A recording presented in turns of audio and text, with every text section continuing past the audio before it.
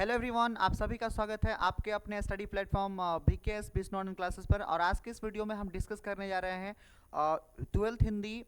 जो आपका ट्वेल्थ हिंदी का जो सिलेबस है ना, उसको हम डिस्कस कर रहे हैं। जो भी स्टूडेंट 2025 से 26 में अपीयर होंगे यहाँ पर, चाहे वो साइंस से हो, चाहे कॉमर्स से हो, चाहे आर्ट्स से हो, अगर आप हिंदी और इंग्लिश को यहाँ पर ऑप्ट किए हैं तो हिंदी और इंग्लिश के लिए आपको जो है सबसे पहले हमने हिंदी इंग्लिश का इसमें सिलेबस बताया है। और अब दूसरे वीडियो हम यहाँ पर बनाने जा रहे हैं किसके लिए, तो यहाँ पर हिंदी के लिए। तो हिंदी का जो यहाँ पर सिलेबस है ना, हिंदी का सिलेबस जानने से पहले आपको ये जानना ज़रूरी है कि इसमें कौन सा हिंदी पढ़ा जाता है या कौन सा टेक्स्ट बुक उसके लिए हम यूज़ करेंगे।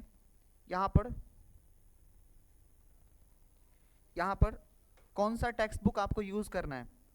तो सबसे पहले हम टेक्स्ट बुक के ऊपर बात कर लेते हैं कि अगर आप हिंदी की पढ़ाई कर रहे हैं तो आपको उसके लिए एक बुक आपको लेना होता है, दिगंत भाग 2, है ना। दिगंत भाग 2 आप किसी शॉप पे जा करके ये बुक आप ले सकते हैं। दिगंत भाग 2,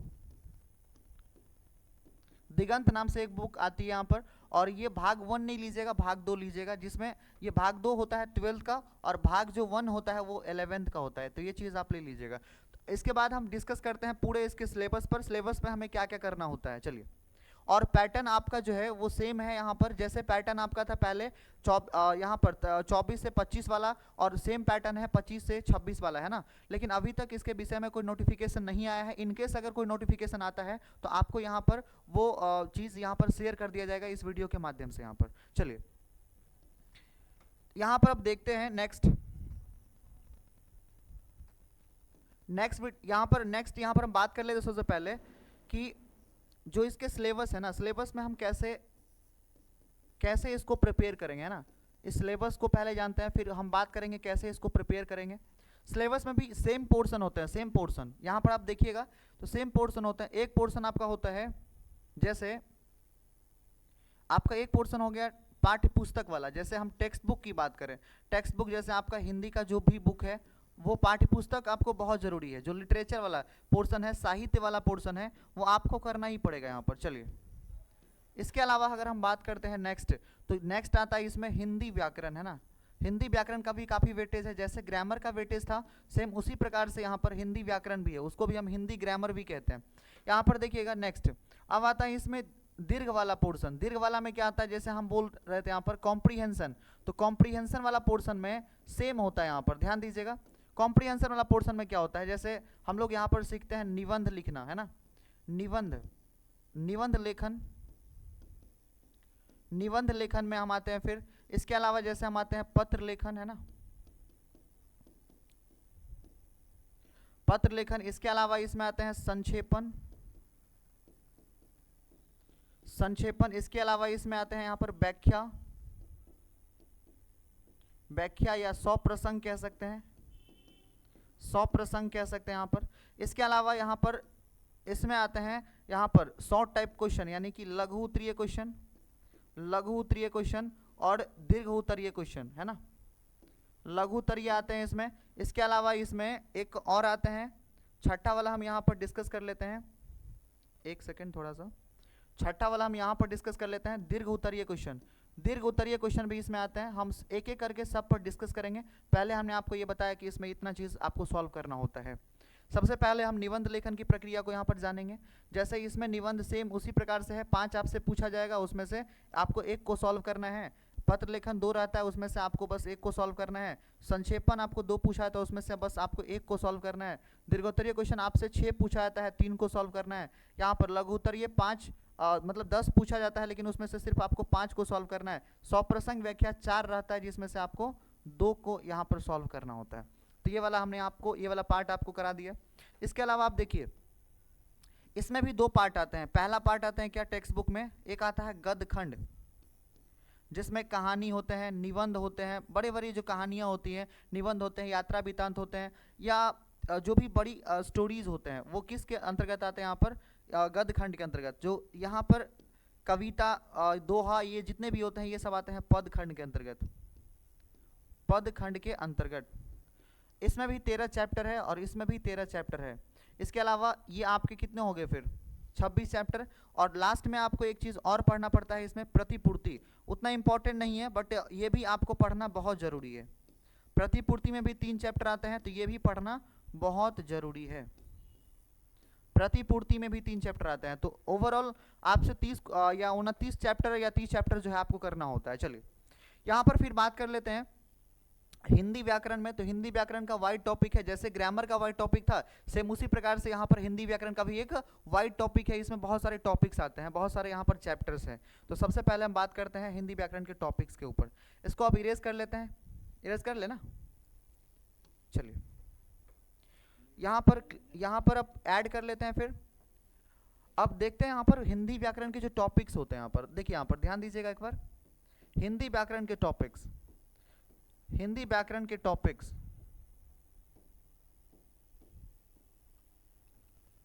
हिंदी व्याकरण में आपको कौन कौन से टॉपिक पढ़ने होते हैं, एक एक टॉपिक पर हम यहाँ पर बात कर रहे हैं। तो पहला टॉपिक इसमें आपका आता है वर्ण विचार, है ना। वर्ण विचार एक टॉपिक आता है, वर्ण विचार एक टॉपिक आता है यहाँ पर। दूसरा इसमें आता है आपका शब्द विचार, शब्द विचार। तीसरा इसमें है आपका वाक्य विचार, वाक्य विचार। और चौथा आपका टॉपिक है इसमें, चौथा टॉपिक हम स्टार्ट करते हैं यहाँ पर संज्ञा। पांचवा इसमें है सर्वनाम। इसके अलावा यहाँ पर छठा टॉपिक है, छठा टॉपिक के ऊपर हम बात करते हैं तो विशेषण, विशेषण। सातवां टॉपिक यहाँ पर है वो आपका है क्रिया। आठवां टॉपिक जो है वो पूछा जाता है जो आपका काल। नौवां टॉपिक है यहाँ पर, नौवां टॉपिक यहाँ पर है कारक। चलिए फिर यहाँ पर 10वां टॉपिक पे आते हैं। फिर चलिए 10वां टॉपिक में आप देखिएगा, एक आता है आपका समास। इसके बाद आता है फिर यहाँ पर लिंग निर्णय। फिर यहाँ पर आप यहाँ पर आते हैं एक संधि विच्छेद, या संधि कह सकते हैं, इसी में हम संधि विच्छेद कराते हैं यहाँ पर, संधि विच्छेद।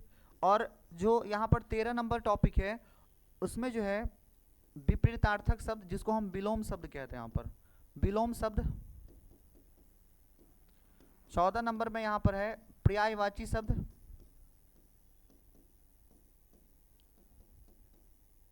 और 15 नंबर में जो यहाँ पर है वह है यहाँ पर अनेक शब्द, अनेक शब्द के लिए एक शब्द। चलिए इसके अलावा नेक्स्ट यहाँ पर आते हैं, नेक्स्ट टॉपिक। इसमें मैक्सिमम जो टॉपिक है यहाँ पर आप देखेंगे, इसमें से कम 5 से 6 क्वेश्चन आते हैं। तो 5 से 6 क्वेश्चन आपके यहाँ से मिल जाते हैं, 2 से 3 क्वेश्चन यहाँ से, 2 से 3 क्वेश्चन यहाँ से, और यहाँ से भी लगभग 2 से 3 क्वेश्चन आते हैं। इसके अलावा 2 से 3 क्वेश्चन का वेटेज यहाँ से भी है। यहाँ से भी अगर देखेंगे 2 क्वेश्चन पूछे जाते हैं, यहाँ से भी 1-2 क्वेश्चन पूछे जाते हैं, यहाँ से भी 1 या 2 क्वेश्चन पूछे ही जाते हैं, यहाँ से 2 से 3 क्वेश्चन पूछे जाते हैं। यहाँ पर अगर आप देखते हैं समाज से तो 4 से 5 क्वेश्चन आते हैं, यहाँ से भी लगभग 3 से 4 क्वेश्चन आते हैं, और यहाँ से भी लगभग अगर आप देखते हैं, हम एक आंकड़ा बता रहे हैं आपको, यहाँ से भी 4 से 5 क्वेश्चन आते हैं, यहाँ से भी लगभग 3 क्वेश्चन के करीब आते हैं, इससे भी 2-3 क्वेश्चन आते हैं, यहाँ से भी लगभग 2 क्वेश्चन के करीब आते हैं। तो मैक्सिमम जो है आपका इस तरह से व्याकरण का टॉपिक रहने वाला है, और एक एक टॉपिक हम आपको डिस्कस करेंगे यहाँ पर, जो आपका पेड बैच होगा उसमें भी बताएंगे, और यूट्यूब के माध्यम से भी हम आपको टॉपिक का जो है सारांश टाइप में हम आपको बना करके देंगे, एक 1 शॉट वीडियो देंगे, जिससे आपको बहुत कुछ सीखने को मिलेगा यहाँ पर। चलिए इसमें और भी टॉपिक एक है, जैसे हम यहाँ पर बात कर लेते हैं, जैसे हम यहाँ पर बात करते हैं, एक टॉपिक आता है यहाँ पर हिंदी व्याकरण में, एक टॉपिक देखिएगा यहाँ पर कोई छूट रहा है ऐसे, कारक भी हो गया, हाँ। क्रिया विशेषण से ऐसे क्वेश्चन आते नहीं है, बट आप उसको भी एक चैप्टर आता है पदबंध नाम से, पदबंध, ये चैप्टर से भी क्वेश्चन अभी हाल फिलहाल में पूछा जाता है, तो एक क्वेश्चन या एक आध क्वेश्चन इससे भी आते हैं, तो आप देख लीजिए ऐसे, है ना।